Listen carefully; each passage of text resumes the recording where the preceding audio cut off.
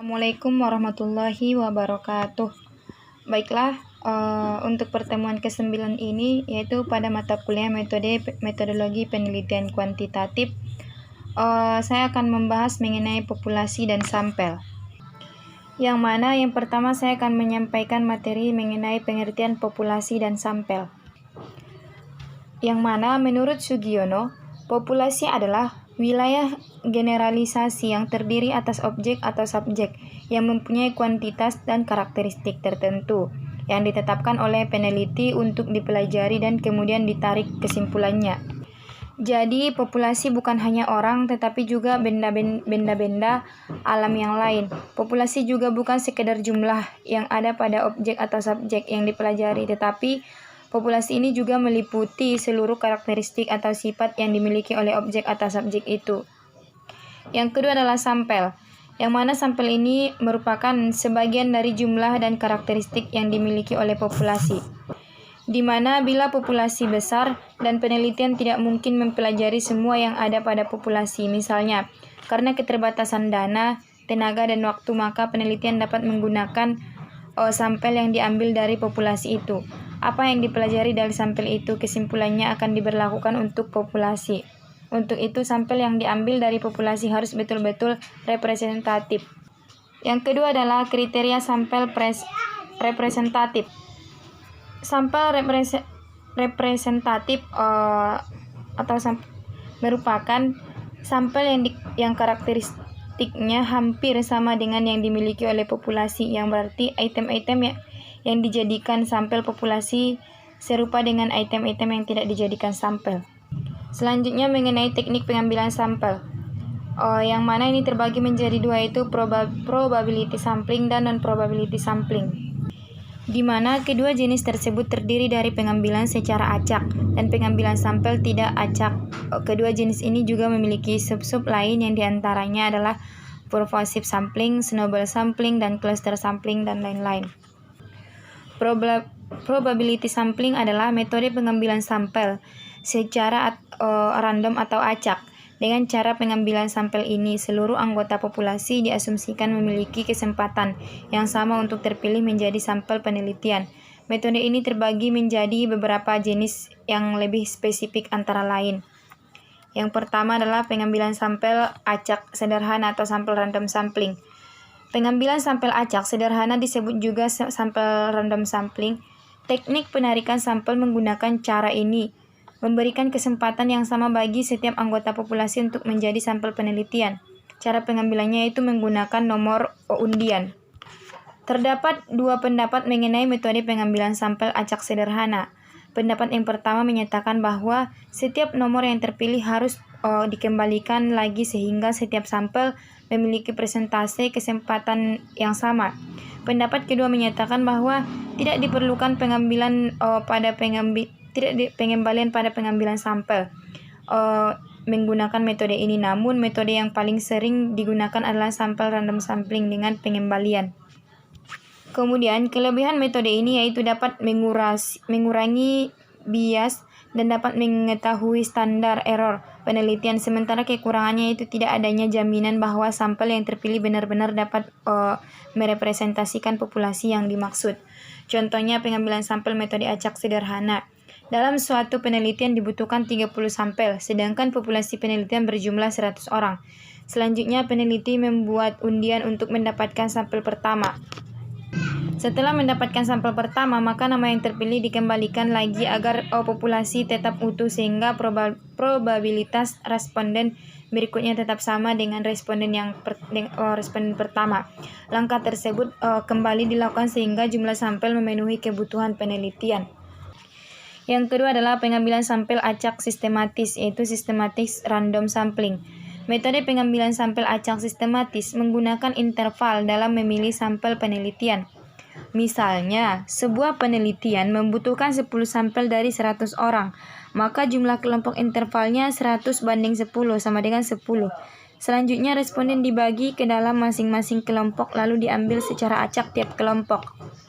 Contoh sampel acak sistematis adalah pengambilan sampel pada setiap orang ke 10 yang datang ke puskesmas. Jadi setiap orang yang datang di urutan 10, 20, 30, dan seterusnya, maka itulah yang dijadikan sampel penelitian. Yang selanjutnya adalah pengambilan sampel acak berstrata. Metode pengambilan sampel acak berstrata mengambil sampel berdasar tingkatan tertentu, misalnya penelitian mengenai motivasi kerja pada manajer tingkat atas, manajer tingkat menengah, dan manajer tingkat bawah. Proses pengacakan diambil dari masing-masing kelompok tersebut. Yang keempat adalah pengambilan sampel acak berdasar area. Cluster sampling adalah teknik sampling secara berkelompok. Pengambilan sampel jenis ini dilakukan berdasar kelompok atau area tertentu. Tujuan metode cluster random sampling antara lain untuk meneliti tentang suatu hal pada bagian-bagian yang berada di dalam suatu instansi. Misalnya penelitian tentang kepuasan pasien di ruang rapat inap, ruang IGD, dan ruang poli di rumah sakit A, dan lain sebagainya. Yang kelima adalah teknik pengambilan sampel acak bertingkat. Proses pengambilan sampel jenis ini dilakukan secara bertingkat, baik itu bertingkat 2, 3, atau lebih. Contohnya yaitu dalam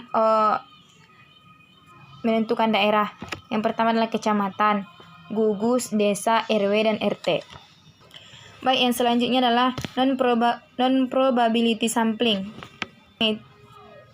Terdiri dari yang pertama yaitu purposive sampling. Purposive sampling adalah teknik sampling yang cukup sering digunakan. Metode ini menggunakan kriteria yang telah dipilih oleh peneliti dalam memilih sampel. Kriteria pemilihan sampel terbagi menjadi kriteria inklusi dan eksklusi. Kriteria inklusi merupakan kriteria sampel yang diinginkan peneliti berdasarkan tujuan penelitian. Sedangkan kriteria eksklusi merupakan kriteria khusus yang menyebabkan calon responden yang memenuhi kriteria inklusi harus dikeluarkan dari kelompok penelitian. Misalnya, calon responden mengalami penyakit penyerta atau gangguan psikologis yang dapat mempengaruhi hasil penelitian. Contoh purposive sampling, penelitian tentang nyeri pada pasien diabetes mellitus yang mengalami luka pada tangkai kaki. Maka kriteria inklusi yang dipakai antara lain: yang pertama, penderita diabetes mellitus dengan luka gangrene atau luka pada tangkai kaki, usia 18 sampai 59 tahun, bisa membaca dan menulis. Kriteria eksklusi. Yang pertama, penderita diabetes mellitus yang memiliki penyakit penyerta lainnya seperti gangguan ginjal, gagal jantung, nefropati, dan lain sebagainya. Penderita diabetes mellitus yang mengalami gangguan kejiwaan. Yang kedua adalah snowball sampling. Snowball sampling adalah teknik pengambilan sampel berdasarkan wawancara atau korespondensi. Metode ini meminta informasi dari sampel pertama untuk mendapatkan sampel berikutnya. Demikian secara terus-menerus sehingga seluruh kebutuhan sampel penelitian dapat dipenuhi. Metode pengambilan sampel snowball atau bola salju ini sangat cocok untuk penelitian mengenai hal-hal yang sensitif dan membutuhkan privasi tingkat tinggi. Misalnya penelitian tentang kaum waria, penderita HIV, dan kelompok khusus lainnya. Selanjutnya adalah accidental sampling. Pada metode penentuan sampel tanpa sengaja accidental ini, peneliti mengambil sampel yang kebetulan ditemuinya pada saat itu. Peneliti ini cocok untuk peneliti jenis kasus penyakit langka yang sampelnya sulit didapatkan. Contoh penggunaan metode ini: peneliti ingin meneliti tentang penyakit Stevens-Johnson syndrome, yaitu penyakit yang merusak seluruh mukosa atau lapisan tubuh akibat reaksi tubuh terhadap antibiotik. Kasus Stevens-Johnson syndrome ini cukup langka dan sulit sekali menemukan kasus tersebut. Dengan demikian, peneliti mengambil sampel saat itu juga. Saat menemukan kasus tersebut, kemudian peneliti melanjutkan pencarian sampel sehingga periode tertentu yang telah ditentukan oleh peneliti. Teknik pengambilan sampel dengan cara ini juga cocok untuk meneliti yang bersifat umum. Misalnya, seorang peneliti ingin meneliti kebersihan Kota Bandung. Selanjutnya, dia menanyakan tentang kebersihan Kota Padang pada warga Padang yang dia temui saat itu. Selanjutnya adalah quota sampling.